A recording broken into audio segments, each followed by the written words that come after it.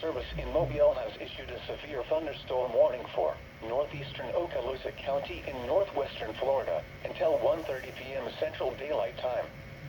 At 12:54 p.m. Central Daylight Time, a severe thunderstorm was located near Crestview, moving northeast at 55 miles per hour.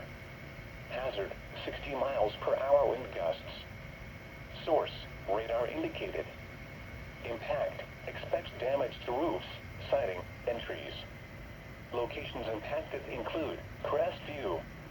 A tornado watch remains in effect until 7 p.m. Central Daylight Time for northwestern Florida. For your protection, move to an interior room on the lowest floor of a building. Repeating, a severe thunderstorm warning has been issued until 1:30 p.m. Central Daylight Time for the following county: Okaloosa, Florida.